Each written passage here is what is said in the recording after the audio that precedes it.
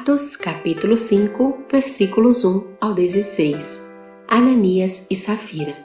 Entretanto, certo homem chamado Ananias com sua mulher Safira vendeu uma propriedade, mas em acordo com sua mulher reteve parte do preço e levando o restante depositou aos pés dos apóstolos. Então disse Pedro: Ananias, por que encheu Satanás teu coração para que mentisses ao Espírito Santo, reservando parte do valor do campo? Conservando-o porventura não seria teu?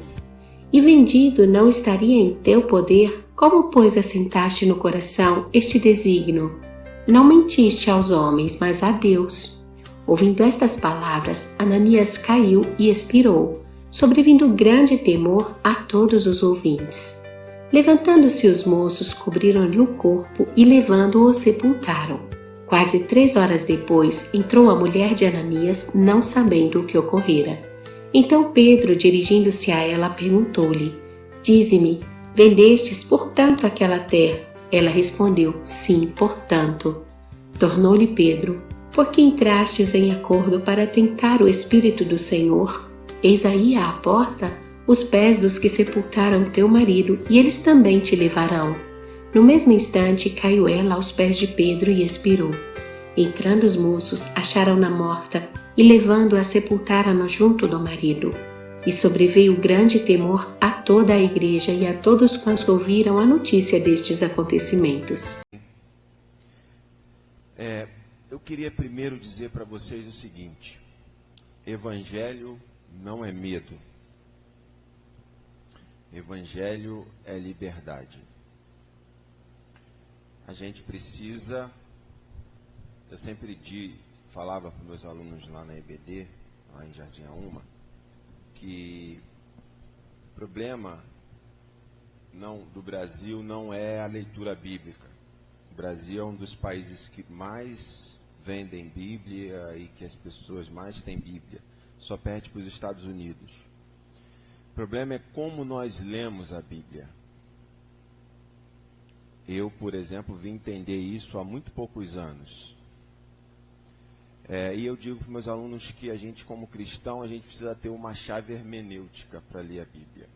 Seja o Antigo Testamento, seja o Novo Testamento. Essa chave hermenêutica se chama Jesus.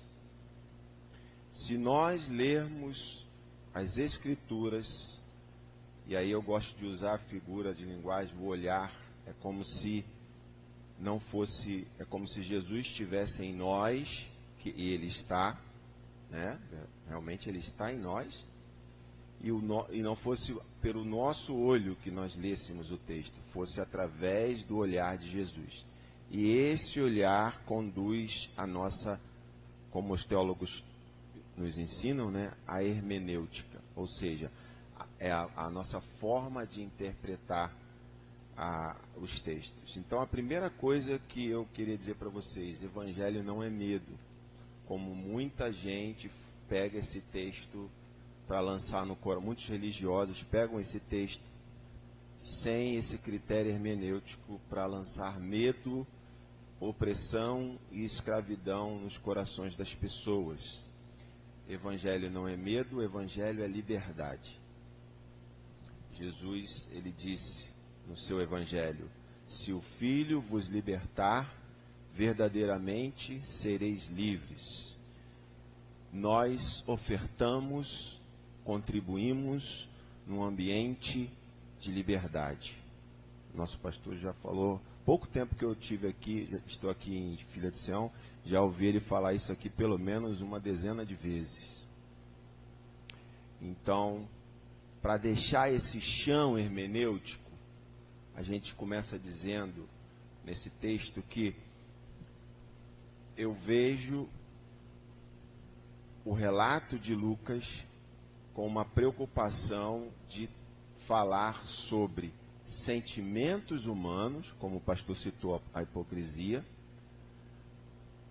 muito mais do que questão do dinheiro em si.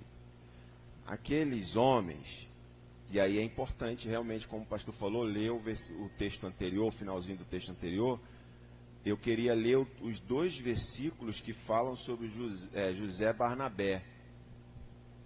Porque José Barnabé, ele é citado por Lucas como um exemplo desse impulso voluntário, sem nenhuma imposição dos apóstolos. Os apóstolos, em momento nenhum, imporam aos cristãos que eles deveriam. Eles sentiram um impulso natural de pegar as suas propriedades, ou parte das suas propriedades, e ofertar à igreja. E aqui cita o caso de Barnabé, fazendo, né, a coisa certa ali, né, como um exemplo aqui do que estava acontecendo. E eu vejo Ananias e Safira assim, é aquele irmão que sabe aquele fariseu que ia para as esquinas, colocavam sinetas nas roupas, para que todos vissem, percebessem ele, e ele fazia orações em voz alta, para que todos vissem nele um homem santo. Ele fazia questão de ver. Eu vejo esse sentimento ruim de hipocrisia,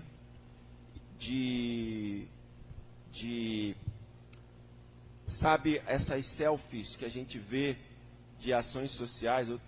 Essa semana rolou um vídeo aí no Facebook. O cara para o carro, ele já para com o celular ligado. A intenção dele é gravar a ação, a caridade dele, e postar para todo mundo. E no final ele pede que repassem aquilo, porque ele quer ganhar like. E aí,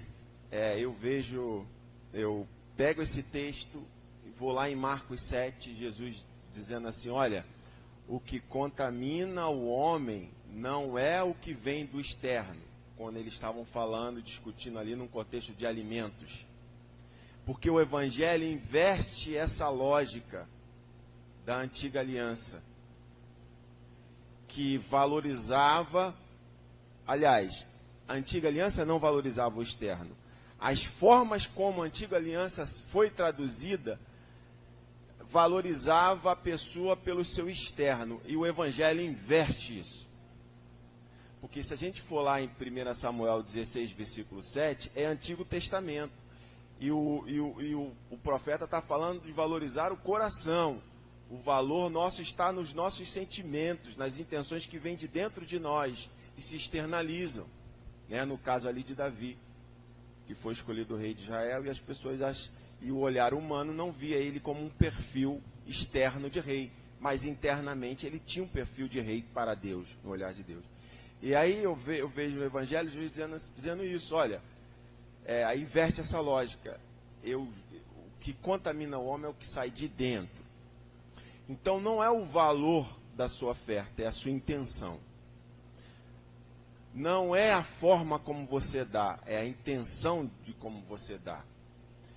Para concluir, eu lembro que antigamente, nas nossas igrejas, eu vou fazer 31 anos de Evangelho, nós chegamos a ter, pastor também está há bastante tempo aí, os irmãos aqui, pastor Pedro, talvez tenha pego isso também, nós chegamos a ter em nossas igrejas, e hoje a gente ainda encontra isso nos corredores da igreja, um quadro, onde ficava identificado quem deu dízimo e quem não deu, para todo mundo ver. E muitas igrejas colocavam até o valor de cada dízimo, de cada oferta, de cada contribuição. Eu fui numa igreja que ainda tinha do maior para o menor. O primeiro nome era o maior dízimo, aí vinha... Então eu acho que foi isso que cresceu no coração de Ananias e Safira. Eles queriam representar o que Barnabé estava fazendo, mas não curaram a sua avareza. Então, nós vamos aparecer para todo mundo que a gente está participando desse negócio aí, olha, todo mundo vai ver, mas é só para aparecer, não é porque teve um coração desejoso de dar. Tanto que eles, no oculto, eles separaram uma parte.